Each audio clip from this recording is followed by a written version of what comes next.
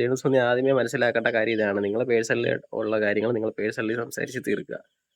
Social മീഡിയക്കകത്തിട്ട് 10 ആൾക്കാരെ കാണിക്കാൻ വേണ്ടി ചെയ്യരുത്. നിന്റെ അമ്മ സ്വന്തം പെറ്റതാണ് നിന്നെ ഇട്ടിട്ട് പോയതൊക്കെ 1.5 വയസ്സുള്ള ഒട്ട കഥകൾ വരെ എന്നോട് നീ പറഞ്ഞു വെച്ചു. Hello guys, welcome back to my YouTube channel again.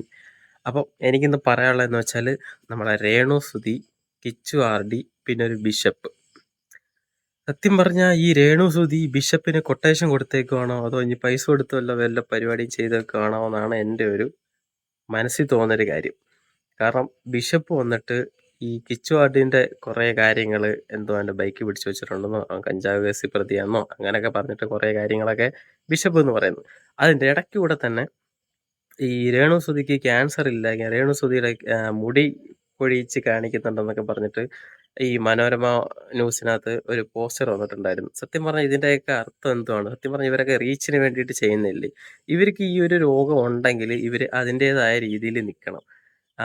ഇതൊന്നുമല്ല ഇപ്പം അവരുടെ അക്കൗണ്ടിലും ബാക്കിയുള്ള സോഷ്യൽ മീഡിയാസിനകത്ത് ഇത്രയും നടന്നുകൊണ്ടിരിക്കുന്നതെന്ന് വെച്ചാൽ ഈ കിച്ചു ആർഡിയും രേണുസുതിയും തമ്മിലുള്ള ഇപ്പോഴത്തെ ഒരു സിറ്റുവേഷനാണ്. അവർ തമ്മിൽ ഇപ്പം നല്ല അങ്ങോട്ടും ഇങ്ങോട്ടും ഓരോ ചാറ്റൊക്കെ എടുത്ത് കാണിച്ചിട്ട് ഇപ്പം അങ്ങോട്ടും ഇങ്ങോട്ടും കുത്തുന്ന പരിപാടിയാണ് ഇപ്പം നിലവിൽ നടന്നുകൊണ്ടിരിക്കുന്നത്.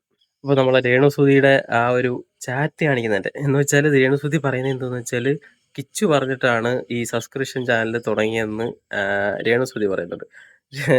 കിച്ചു പറയുന്നു രേണുസുതി എന്തുവാ രേണുസുതി തനിയെ ഉണ്ടാക്കി ചെയ്തതാണ്, ചെയ്യരുതെന്ന് പറഞ്ഞിട്ടാണ് രേണുസുതി ഇത് തുടങ്ങിയെന്നാണ് പറയുന്നത്. ഇപ്പം ഇവർ രണ്ടുപേരും അങ്ങോട്ടും ഇങ്ങോട്ടും തമ്മിലുള്ള ഒരു വാക്ക് തർക്കം പോലെ ആണ് ഇപ്പം സോഷ്യൽ മീഡിയക്കകത്ത് ഇങ്ങനെ ഓടിക്കൊണ്ടിരിക്കുന്നത്. സുതി ഉദ്ദേശിക്കുന്നത് എന്താണെന്ന് വെച്ചാൽ സത്യം പറഞ്ഞാൽ ഈ ഒരു രോഗം ആർക്കും വരരുതെന്ന് തന്നെ നമ്മളെല്ലാവരും പ്രാർത്ഥിക്കുന്നത്. വന്നു കഴിഞ്ഞാൽ അതിൻ്റെ അവസ്ഥ എന്തോന്ന് നല്ലോണം അറിയാമല്ലോ. അപ്പം രോഗത്തെക്കുറിച്ചും അങ്ങനെ ഉണ്ടാവണമെന്നൊന്നും ഇതല്ല. പക്ഷേ ഇവർ ചെയ്യുന്നതെന്ന് വെച്ചാൽ വീണ്ടും അതിനെ കുത്തിപ്പൊക്കി അതൊരു റീച്ചാക്കാൻ വേണ്ടിയിട്ടുള്ള രീതിയിലാണ് ഇവർ വീണ്ടും ഓരോ കാര്യങ്ങളിങ്ങനെ ആ മീഡിയക്കകത്ത് ഇങ്ങനെ ചെയ്തുകൊണ്ടിരിക്കുന്നത്. അപ്പം അതിൻ്റെ പുറകിൽ കുറേ കാര്യങ്ങളുണ്ട്. നല്ലതായിട്ടുള്ള കുറേ കാര്യങ്ങളുണ്ട്, ചീത്തയായിട്ടുള്ള കുറേ കാര്യങ്ങളുണ്ട്.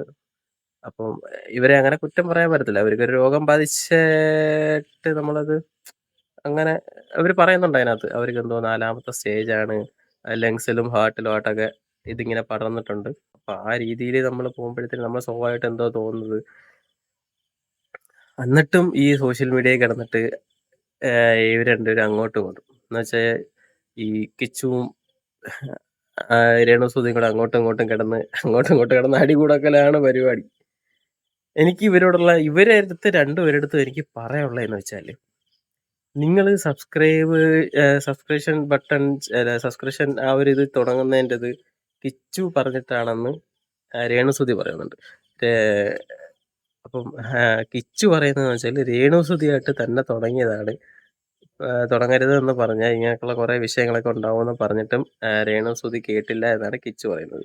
അപ്പം അതിനെക്കുറിച്ചുള്ള കുറച്ച് ചാറ്റുകളും പിന്നെ ഈ രേണുസുതിയുടെ കുറച്ച് വീഡിയോസൊക്കെ ഇങ്ങനെ കിച്ചു എടുത്ത് കാണിക്കുന്നുണ്ട്. സത്യം പറഞ്ഞാൽ റീച്ചിന് വേണ്ടിയിട്ട് ചെയ്യുന്ന പരിപാടിയാണ്. മൊത്തത്തിൽ പറഞ്ഞാൽ റീച്ചിന് വേണ്ടിയിട്ട് ചെയ്യുന്ന പരിപാടിയാണെന്ന് തന്നെ പറയാം. വേറൊന്നുമല്ല, റീച്ചിന് വേണ്ടിയിട്ട് രണ്ടുപേരും ചെയ്യുന്ന പരിപാടിയാണ്. ഈ ഒരു അസുഖം മാറ്റി വെച്ച് കഴിഞ്ഞാൽ റീച്ചിന് വേണ്ടിയിട്ട്. എങ്കിലും ഞാനൊരു കാര്യം പറയാം.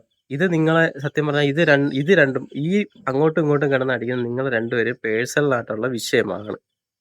നിങ്ങൾ രണ്ടുപേരും സംസാരിച്ചത് നിങ്ങൾ തമ്മിലുള്ള ചാറ്റും കാര്യങ്ങളൊക്കെയാണ്. നിങ്ങളിപ്പം ഒരു ഓപ്പൺ ആയിട്ട് വന്നിട്ട് ഈ സോഷ്യൽ മീഡിയക്കകത്തിട്ട് അങ്ങോട്ടും ഇങ്ങോട്ടും ഇട്ട് അളിച്ച് വാരി നാട്ടുകാരെ മൊത്തം കാണിച്ച് ഞങ്ങൾ അങ്ങനെ ചെയ്തു ഇങ്ങനെ ചെയ്തു. ഈ രേണുസുതി പിന്നെന്താണ്? ഈ രേണുസുതിയുടെ കാര്യം പറയും. രേണുസുതി പിന്നെന്താണ്? അറിയാഞ്ഞിട്ടും അറിയാം, രേണുസുതിക്ക് അറിയാം ഇങ്ങനെയൊക്കെ ചെയ്ത് കഴിഞ്ഞാൽ ഇങ്ങനത്തുള്ള വിഷയങ്ങൾ വരും. ഈ ഒരു ആൾക്കാർ പല രീതിയിൽ ഇതൊക്കെ എടുക്കത്തോളുന്നു. എന്നോട് പറഞ്ഞ മറുപടി, നിങ്ങൾ മേലെ ഇത് ചെയ്യരുതെന്നല്ല പറഞ്ഞത്, നിങ്ങൾ ഇനി ഇത് ഒരിക്കലും ചെയ്യരുതെന്ന് കിച്ചു അന്ന് എന്നോട് പറയുമായിരുന്നെങ്കിൽ മോനെ കിച്ചു അമ്മ സബ്സ്ക്രിപ്ഷൻ തുടങ്ങത്തില്ലായിരുന്നു. പക്ഷെ മോൻ എന്നാ പറഞ്ഞെന്നറിയോ? ഗുഡെന്ന്. അപ്പൊ കിച്ചു അങ്ങനെ പറഞ്ഞിട്ടുണ്ടെങ്കിൽ ആ കാരണം കാണുമല്ലോ. എല്ലാവരും സോഷ്യൽ മീഡിയാസൊക്കെ ഉപയോഗിക്കുന്ന ആൾക്കാരൊക്കെ തന്നെ. അപ്പോൾ ഇത് ഇങ്ങനത്തുള്ള പരിപാടി കാണിക്കുന്നതിനും ഇത്ര സബ്സ്ക്രൈബേഴ്സ് ഉണ്ട്, സബ്സ്ക്രൈബ് ചെയ്ത് ഇത്ര പൈസ കിട്ടുന്നുണ്ട് എന്നുള്ള കാര്യമൊക്കെ അതിനകത്ത് സംസാരിക്കുന്നുണ്ട്. സത്യം പറഞ്ഞാൽ ഈ കിച്ചു പറയുന്നതിനകത്ത് കുറച്ച് കാര്യങ്ങളുണ്ട്. ഇവർ രണ്ടുപേരും അങ്ങോട്ടും ഇങ്ങോട്ടും കള്ളത്തരം പറയാണോ എന്ന് നമുക്കറിയാൻ വയ്യ. ഇവർ രണ്ടുപേരും അങ്ങോട്ടും ഇങ്ങോട്ടും കള്ളത്തരം പറയാണോ അതോ ഇനി ആര് പറഞ്ഞാണ് ഇതിനകത്ത് ശരി? ആ, രേണുസുതിയെ കൊണ്ട് മനഃപൂർവ്വം കിച്ചു എടുപ്പിച്ചതാണ് പൈസ ഉണ്ടാക്കണമെങ്കിൽ ഇതൊക്കെ ചെയ്യണം എന്നുള്ള രീതിയിൽ. പൈസ ഉണ്ടാക്കണം, ഈ സബ്സ്ക്രിപ്ഷൻ ഇതെടുത്ത് ലൈവ് ഇട്ട് അതിനകത്ത് ഇങ്ങനെ അങ്ങനെ അങ്ങനെയൊക്കെ കാണിക്കണമെന്നുള്ള രീതിയിൽ കിച്ചു പറഞ്ഞാണെന്നാണ് രേണുസുതി അതിനകത്ത് ഒപ്പുവെക്കുന്നത്. അപ്പം സ്വയമേ ഒരാൾക്ക് ചിന്തിക്കാം, ഇത് ചെയ്യുന്നത് ശരിയാണോ, നാട്ടുകാരെങ്ങനെ ചിന്തിക്കും, ഈ ഫോളോവേഴ്സ് എങ്ങനെ ചിന്തിക്കും, ബാക്കിയുള്ളവർ എങ്ങനെ ചിന്തിക്കും, ബാക്കിയുള്ള മീഡിയാസ് എങ്ങനെ കാണും എന്നുള്ളത് രേണുസുതിക്ക് സ്വയമേ തോന്നാം. അത്രയ്ക്കും ബോധവും ബുദ്ധിയും വിവരമൊന്നും ഇല്ലാത്ത ആൾക്കാരെ കൂട്ടത്തിൽ കൂട്ടാനേ അന്നേരം രേണുസുതിനെ അതിനകത്ത് കൂട്ടാനേ പറ്റത്തുള്ളൂ. ആ ഒരു പ്രവൃത്തി ചെയ്തിട്ടുണ്ടെങ്കിൽ. ഇത്രയും പ്രായമില്ലേ, ഇത്രയും ബോധമൊക്കെ ഇല്ലേ, ഒന്ന് ആലോചിച്ചോളെ ചെയ്യുന്നത് ശരിയാണോ ഇല്ലയെന്ന്. അപ്പം അതല്ല, അപ്പം മനഃപൂർവ്വം ആവാനാണ് സാധ്യത. എന്ന് വെച്ചാൽ സബ്സ്ക്രിപ്ഷൻ എടുത്തു കഴിഞ്ഞാൽ ഇത്രയും ദിവസം എമൗണ്ട് കിട്ടും, ഈ എമൗണ്ടിൽ നിന്ന് കുറച്ചുകൂടെ കൂട്ടുമ്പോഴത്തേന് അടുത്ത സബ്സ്ക്രിപ്ഷൻ വരുമ്പോഴത്തേന് ഓരോ മാസം ഇത്ര ലക്ഷം രൂപ വെച്ചിട്ട് കിട്ടുമെന്ന് രേണുസുതിക്ക് അല്ലെങ്കിൽ നല്ലോണം അറിയാം. പിന്നെ കിച്ചു ഇത് ഇവരെ കൊണ്ട് എടുപ്പിച്ചയാണെന്ന് പറയുന്നതിനകത്ത് യാതൊരുവിധ ഒരു ടച്ചും കാണുന്നില്ല. സ്വന്തം അമ്മയെ പോലെ കാണുന്ന ഒരാള് അങ്ങനൊക്കെ ചെയ്യണമെന്ന് ഒരു മകനായിട്ടുള്ള ഒരാൾ പറഞ്ഞു കൊടുക്കുവോ? ഇല്ല, മകനായിട്ടുള്ള ഒരാൾ ഇങ്ങനെ പറഞ്ഞു കൊടുക്കത്തില്ല. മകനല്ല പോട്ട്, ഹസ്ബൻഡ് ആയാലും ആരായാലും, അച്ഛനായാലും അമ്മ ആരായാലും ഇങ്ങനെ പറയത്തില്ല. അപ്പം രേണുസുതിയുടെ കയ്യിലാണ് സത്യം പറഞ്ഞാൽ മൊത്തത്തിലുള്ള തെറ്റ്.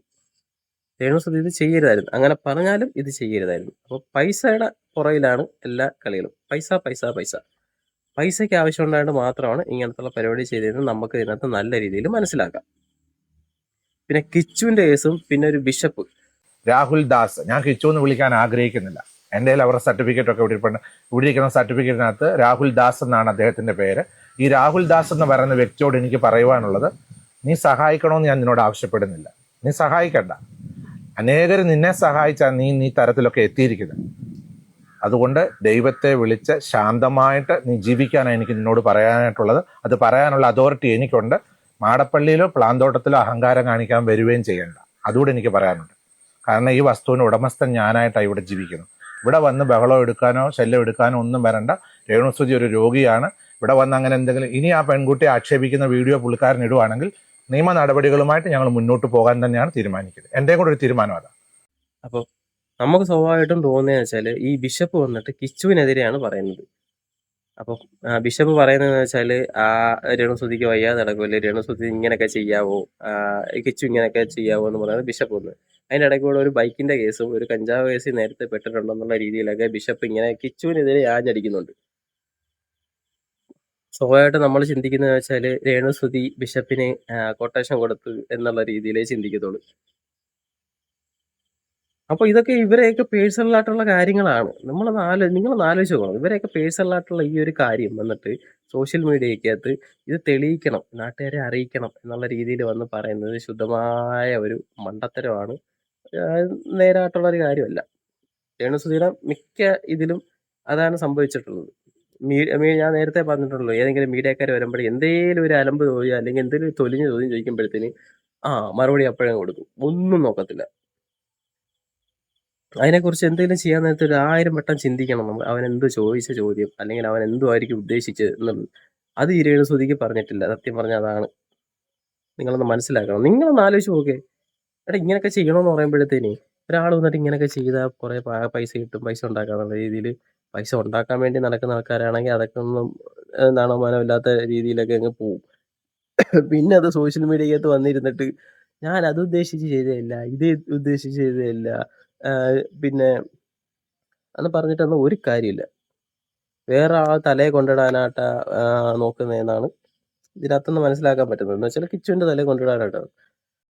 അപ്പൊ ഈ രേണുസുതിയുടെയും കിച്ചുവിന്റെയും പരിപാടികളൊന്നും ഈ നിൽക്കാനൊന്നും പോകുന്നില്ല. അവര് ഇങ്ങനെ ചെയ്ത വീഡിയോസ് ഒക്കെ ഇങ്ങനെ ചെയ്തുകൊണ്ടിരിക്കും.